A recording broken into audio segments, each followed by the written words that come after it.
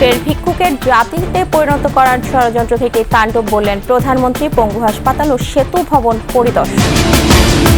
নাশকতায় ICT খাতে হাজার কোটি টাকার ক্ষতি। সোমবার চালু হতে পারে মোবাইল ইন্টারনেট। এবং রংপুরে তাণ্ডবে জড়িত অন্তত ৫০০ জন চিহ্নিত, গ্রেফতার ৯৫।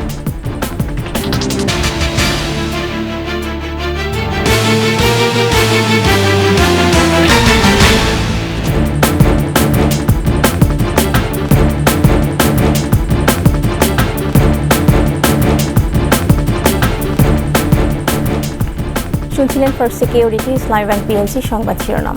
আমন্ত্রণ দুপুর ২টার ২১ সংবাদে আপনাদের সাথে আছি মহিমা পলি। দর্শক, ২১ টেলিভিশনের সংবাদ একই সাথে সরাসরি দেখতে পাবেন আমাদের ফেসবুক পেজ www.facebook.com/21 অনলাইনে। সংবাদে আরও থাকছে। ভালোবাসার শহরে অলিম্পিকের বর্ণিল উদ্বোধন, নদীর বুকে উদ্ভাবনী আয়োজন।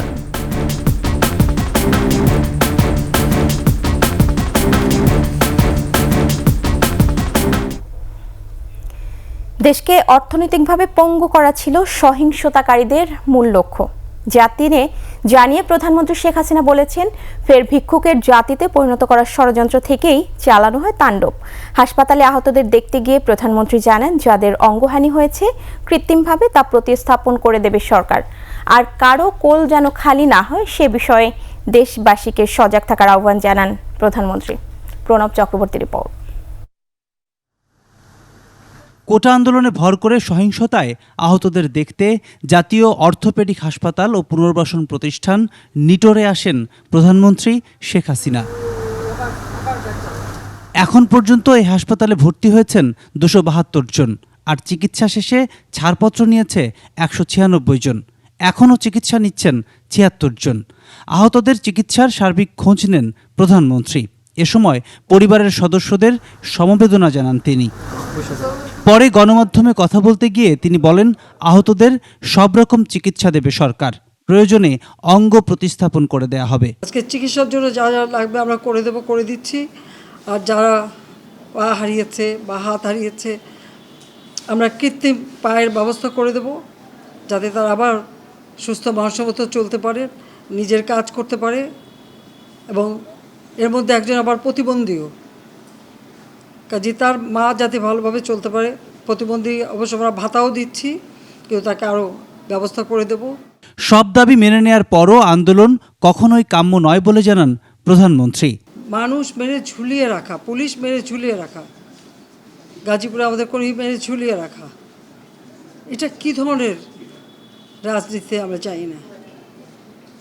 যেখানে দাবি করেছে প্রত্যেক দাবি আমরা মেনে নিয়েছি। এইরকম তাণ্ডব বিএনপি জামাত জোট চালিয়েছিল। আওয়ামী লীগের প্রায় ২১,০০০ নেতা কর্মী হত্যা করে, কত মানুষ গুলি খেয়ে তাদের ঘর বাড়ি হাত পা কেটে দেওয়া, চোখ তুলে দেওয়া, মেয়েদের রেপ করা। প্রধানমন্ত্রী বলেন, সরকারের ধারাবাহিকতায় দেশের যে উন্নয়ন, অর্থনীতির সেই গতিকে আবার থমকে দেয় এই আন্দোলন। যেখানে আমি মানুষের ভাগ্য পরিবর্তনের কাজ করে যাচ্ছি, মানুষের জীবন মান উন্নয়ন করেছি। আজকে বাংলাদেশ সেই ২০০৮-এর বাংলাদেশ আর ২০২৪-এর বাংলাদেশ তো এক না। বাংলাদেশের মানুষের জীবন মান তো উন্নত হয়েছে। আমাদের অর্থনীতি আজকে কত উপরে উঠে গিয়েছিল, এবং এটা মনে হলো যে এটা আর কিছুই না। এটা আমাদের অর্থনীতিকে সম্পূর্ণ পঙ্গু করে দিয়ে বাংলাদেশকে আবার ভিক্ষুকের জাতি করে দেওয়া, এটাই বোধহয় এদের পিছনে ষড়যন্ত্র। বর্তমান পরিস্থিতি মোকাবেলায় দেশবাসীকে সর্বক্ষণ পাশে চান সরকার প্রধান। এই ধরনের ধ্বংসযজ্ঞের জন্য এই দেশকে নিয়ে আর কেউ চালাতে না পারে, আমি সকলে সাহায্য চাই। আর আমি চাই না এভাবে মায়ের কোল খালি হোক, আর এভাবে মানুষ। প্রণব চক্রবর্তী, ২১ টেলিভিশন, ঢাকা। রাষ্ট্রীয় সম্পদ ধ্বংস করা শিক্ষার্থীদের কাজ নয়। বিএনপি জামায়াত এই আন্দোলনে ভর করে সহিংসতা ও ধ্বংসযজ্ঞের মাধ্যমে রাজনৈতিক রূপ দেওয়ার চেষ্টা করেছে বলে মন্তব্য করেছেন আওয়ামী লীগ সাধারণ সম্পাদক ওবায়দুল কাদের। বিস্তারিত জানাচ্ছেন আকবর হোসেন সুমন। নিমতলী কিংবা চুড়িহাট্টা অগ্নিকাণ্ডের মতোই সেতু ভবনের ঝলসে যাওয়া দেয়াল আর মেঝের পলেস্তারা খসে পড়েছে। বিদ্যুৎ সংযোগ, অফিসিয়াল সাজসজ্জা সবই যেন ছাই ভস্ম। প্রধানমন্ত্রী শেখ হাসিনা এই ধ্বংসযজ্ঞ ঘুরে দেখেন। ক্ষয়ক্ষতির বিবরণ শুনতে শুনতে চোখ বোলান গোটা চত্বর। সেতু ভবনের আঙিনা জুড়ে ৫৭টি পোড়া গাড়ির খোলস পড়ে আছে। এই ধ্বংসযজ্ঞের নেপথ্যে বিএনপি জামায়াতের ক্ষমতার লিপ্সা বলে অভিযোগ করেন সড়ক পরিবহন ও সেতুমন্ত্রী। এটা সাধারণ ছাত্রছাত্রীদের কাজ নয়, তারা কোটার মধ্যে সীমাবদ্ধ ছিল। আর তার উপরে রাজনৈতিক মতলবে বিএনপি জামাত এই আন্দোলনে উপর ভর করেছে। তাদের দীর্ঘদিনের ব্যর্থতার অবসানের জন্য মুক্তিযুদ্ধের সপক্ষের শক্তিকে ঐক্যবদ্ধ হয়ে ধ্বংসাত্মক কর্মকাণ্ড প্রতিহতের আহ্বান জানান আওয়ামী লীগ সাধারণ সম্পাদক। আন্দোলনকারী নয়, আন্দোলনের উপর ভর করে যারা সহিংসতা ধ্বংসযজ্ঞের মাধ্যমে একে রাজনৈতিক রূপ দেওয়ার চেষ্টা করছে, তাদের বিরুদ্ধে মুক্তিযুদ্ধের সপক্ষে সকল শক্তিকে শেখ হাসিনার নেতৃত্বে ঐক্যবদ্ধ হওয়ার আমরা আহ্বান জানাচ্ছি। ক্ষতিগ্রস্ত মেট্রো রেল চালুর দিনক্ষণের অনিশ্চয়তার কথাও তুলে ধরেন মন্ত্রী।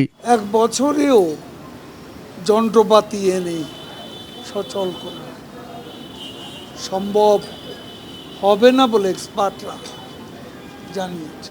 আকবর হোসেন সুমন, 21 টেলিভিশন, ঢাকা। রোববার সকালে মোবাইল অপারেটরদের সাথে বৈঠকের পর মোবাইল ডেটা চালুর বিষয়ে সিদ্ধান্ত জানানো হবে বলে জানিয়েছেন ডাক, টেলিযোগাযোগ ও তথ্য প্রযুক্তি প্রতিমন্ত্রী জুনায়েদ আহমেদ পলক।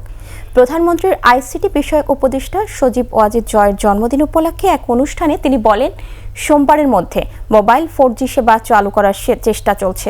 সাম্প্রতিক সহিংসতায় টেলিযোগাযোগ খাতে 500 কোটি টাকা ক্ষতির পাশাপাশি ডাক, টেলিযোগাযোগ ও আইসিটি খাতে ক্ষতি 1000 কোটি টাকা ছাড়িয়ে গেছে বলেও জানান মন্ত্রী। আমরা আগামীকাল সকাল 9টায় মোবাইল নেটওয়ার্ক অপারেটরদের সাথে বৈঠক দিয়েছি। সেই বৈঠকে আলোচনা সাপেক্ষে আমরা যত দ্রুত সম্ভব আমরা চেষ্টা করছি আগামীকাল পরশুর মধ্যেই তাদের সাথে আলোচনা করে আমরা মোবাইল ব্রডব্যান্ডটাও 4G নেটওয়ার্কটাও আমরা উন্মুক্ত করে দেব। কোটা আন্দোলনে ভর করে বিএনপি জামায়াত নৈরাজ্য চালিয়েছে বলে অভিযোগ করেছে পররাষ্ট্রমন্ত্রী ডক্টর হাসান মাহমুদ। জাতীয় প্রেস ক্লাবের সামনে এক অনুষ্ঠানে একথা বলেন তিনি। সুযোগ নিয়ে বিএনপি জামাত সন্ত্রাসী জঙ্গি গোষ্ঠী তালেবান ভাবাদর্শে যারা উজ্জীবিত সেই জঙ্গি গোষ্ঠী তারা নরসিংদীতে তারা কারাগারে হামলা চালিয়েছে এবং সেখান থেকে 9 জন জঙ্গিকে তারা ছিনিয়ে নিয়ে গেছে। সমস্ত গর্বের, অহংকারের এবং সেবামূলক সমস্ত প্রতিষ্ঠানগুলোর উপর তারা হামলা পরিচালনা করেছে। যারা আজকে এই নৈরাজ্য করেছে, আমাদের সরকার প্রতিজনকে খুঁজে বের করা হবে। কোটা বিরোধী আন্দোলনের আড়ালে বিএনপি ও জামায়াত শিবিরের তাণ্ডবে ক্ষত বিক্ষত উত্তরবঙ্গের বিভাগীয় নগরী রংপুর। থানা, পুলিশ ফাঁড়ি, জেলা ও মহানগর আওয়ামী লীগের কার্যালয় সহ অন্তত 10টি সরকারি অফিসে হামলা, আগুন দেয়া ও লুটপাট করা হয়েছে। তাণ্ডবের মদতদাতা ও অর্থের যোগানদাতা সহ হামলায় অংশ নেওয়া অন্তত 500 জনকে চিহ্নিত করেছে পুলিশ। আলী হায়দার রনির ক্যামেরায় রংপুর বিভাগীয় প্রতিনিধি লিয়াকত আলী বাদলের তথ্যচিত্রে ডেস্ক রিপোর্ট।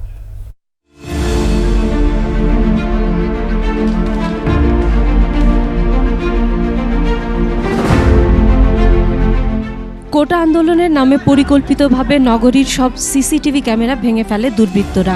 মুখে কাপড় বেঁধে প্রথমে নগরীর বেতপট্টি এলাকায় আওয়ামী লীগের মহানগর ও জেলা কার্যালয়ে হামলা চালানো হয়। অফিসের আসবাবে আগুন ধরিয়ে দেয়া হয়।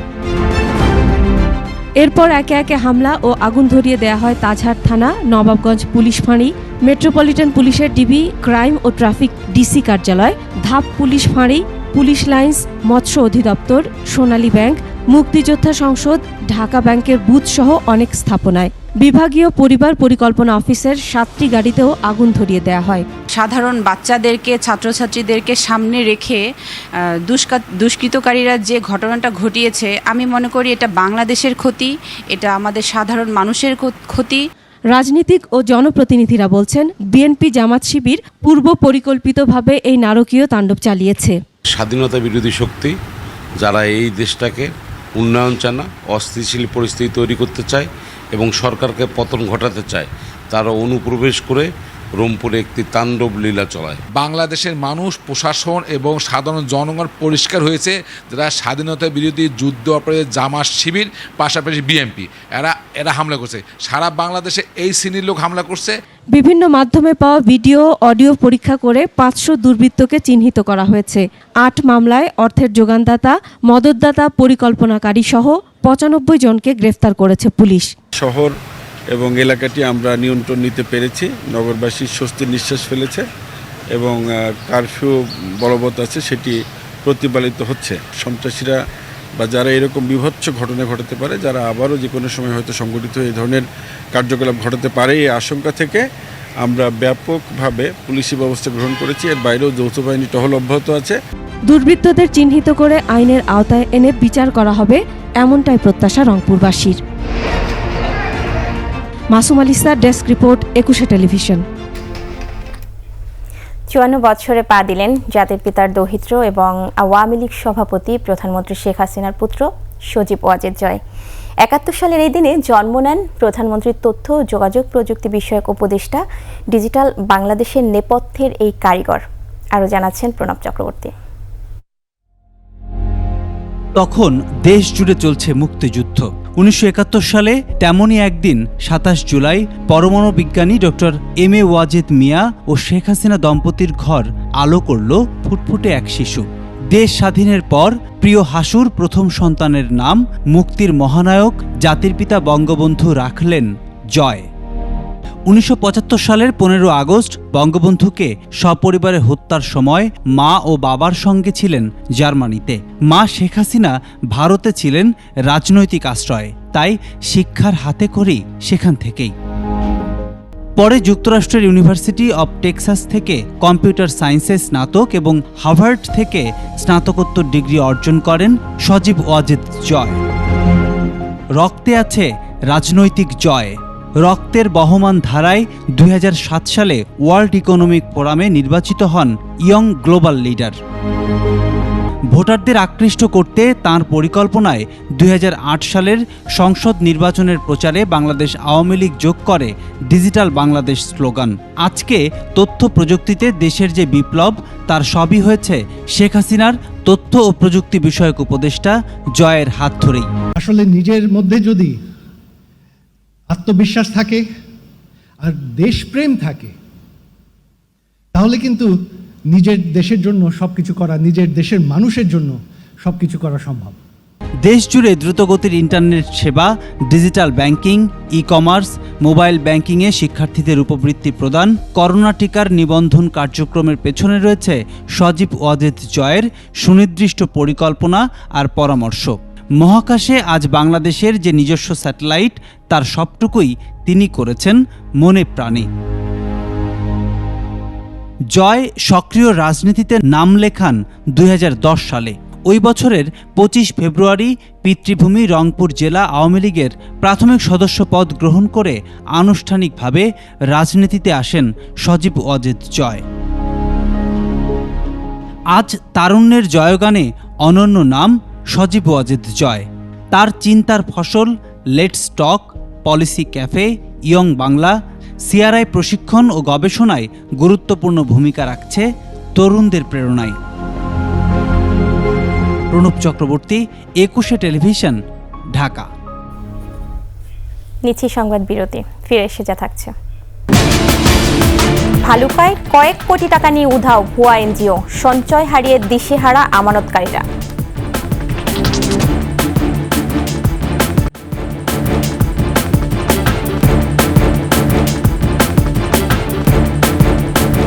আবার আমন্ত্রণ দুপুর 2টার 21 সংবাদে। আইনশৃঙ্খলা পরিস্থিতি স্বাভাবিক হয় দেশি ফলে সয়লাব বাজার, তবে মৌসুম শেষ হয়ে আসায় সরবরাহ যথেষ্ট থাকা সত্ত্বেও দাম বেশি। ব্যবসায়ীদের কারসাজির কারণে বাড়তি দাম গুনতে হচ্ছে বলে অভিযোগ ক্রেতাদের। মেহেদী হাসানের রিপোর্ট। শ্রাবণের দ্বিতীয় সপ্তাহ চলছে। আম কাঁঠালের মতো দেশি মৌসুমি ফল প্রায় শেষ পর্যায়ে। এমন সময় কোটা আন্দোলনকে কেন্দ্র করে সৃষ্ট সহিংসতায় বন্ধ হয়ে যায় পণ্য পরিবহন। এতে অন্য সব পণ্যের মতো বাধাগ্রস্ত হয় আম কাঁঠালের মতো দেশি ফলের সরবরাহ। তবে গত কয়েকদিনে পরিস্থিতি স্বাভাবিক হয়েছে। পুরোদমে সচল হয়েছে সরবরাহ ব্যবস্থা। আম বিক্রেতারা বলছেন এখন সরবরাহ অনেকটাই স্বাভাবিক, তবে মৌসুম শেষ হয়ে আসায় দাম বেশি। দাম তো আমরা বাড়ায় কিনতেছি, বাড়ায় বেচতেছি। যখন যেমনি কিনি তখন এমনি বেশি। অবস্থা তো আগের থেকে বেচা কেনা কম, কাস্টমার আসে না, ঘর থেকে বাইর হয় না, বেচা কেনা কম। মাল আম তো এখন কমে আসছে, একটু কম এখন বাজারে, একটু 40-50 এমন চলে আর কি রেট। ফলের রাজা কাঁঠালের মৌসুমও প্রায় শেষ পর্যায়ে, তাই বেড়েছে কাঁঠালের দামও। গন্ডগোলে কাঁঠাল আসছিল না, আর এখন তো সিজন শেষের দিকে কাঁঠালের দাম অনেক বেশি। অনেক তো আগে একটা দুইটা কিনতে গেছে যেমন একটা কিনে লাগিয়ে যাবে। তবে আনারসের চলছে ভরা মৌসুম, তাই দাম নাগালের মধ্যে আছে বলেই জানালেন দোকানিরা। সর্বমূল্য দাম হলো এখন ছোটটার দাম বেশি, বড়টার দাম কম। এটা সিজন শেষ হয়ে গেল আর এটা সিজন বাড়লো। সরবরাহ যথেষ্ট থাকলেও আম কাঁঠালের বাড়তি দামে ক্ষুব্ধ ক্রেতারা। তবে বাকি সব দেশি ফল নাগালের মধ্যেই আছে বলে জানালেন তারা। যেটি 100 টাকা কেজি সেটি 150 টাকা চায় বসে থাকে। আমি কিনবো 2 কেজি, পাল্লার হিসাব দেখায়। পেয়ারা 40 টাকা কেজি, আমলা লইলাম 40 টাকা কেজি, তারপরে ডাব লইলাম 40 টাকা কেজি। এদিকে দেশি ফলের ব্যাপক সমারোহে বিদেশি ফলের চাহিদা একটু কমলেও দাম আরো বেড়েছে। এজন্য ফল আমদানিতে কর বৃদ্ধির অজুহাত বিক্রেতাদের।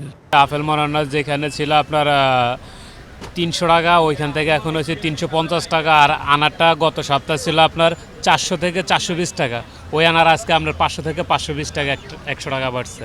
টাকার বিপরীতে ডলারের মূল্যমান বৃদ্ধির কারণেও বিদেশি ফলের দাম বেড়েছে বলে জানিয়েছেন সংশ্লিষ্টরা। মেহেদি হাসান, 21 টেলিভিশন, ঢাকা। ময়মনসিংহের ভালুকায় 500 সদস্যের কয়েক কোটি টাকা নিয়ে উধাও এক ভুইফোর এনজিও। ঘরের সম্পদ বিক্রি বা ধার দেনা করে গচ্ছিত টাকা হারিয়ে দিশেহারা সমিতির সদস্যরা। ভালুকা প্রতিনিধি SM জাহাঙ্গীরের তথ্যচিত্র, ডেস্ক রিপোর্ট।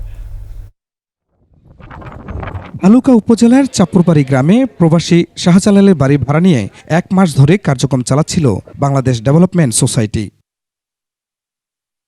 স্বল্প সুদে মোটা অঙ্কের ঋণের প্রতিশ্রুতিতে স্থানীয়দের সঞ্চয় জমা রাখতে বলেন এনজিওটির কর্মকর্তা পরিচয়ধারী মামুন, মিন্টু, ইলিয়াস, জাহাঙ্গীর, ইসমাইল ও রত্না।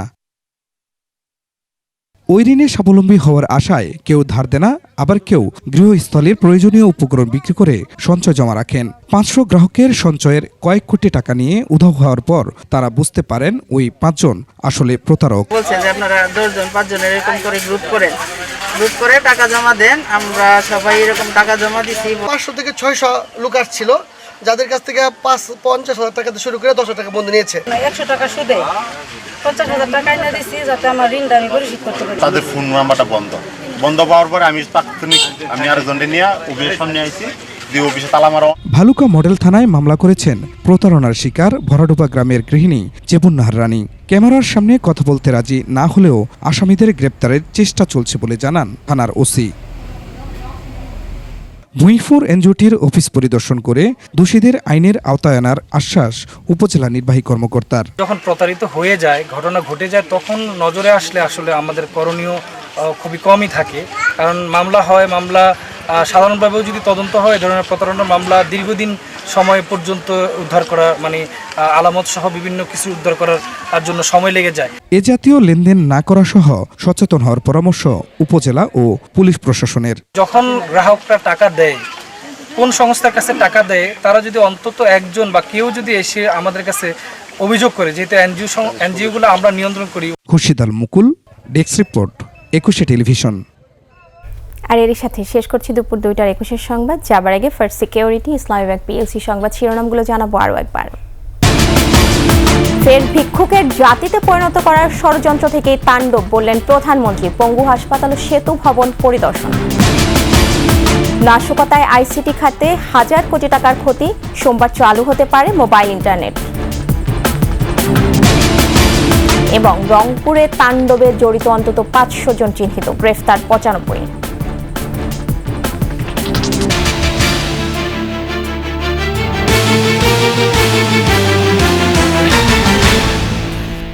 সর্বশেষ খবর জানতে ডায়াল করুন 2021 নম্বরে আর ভিজিট করুন 21stv.com এই ওয়েবসাইটে।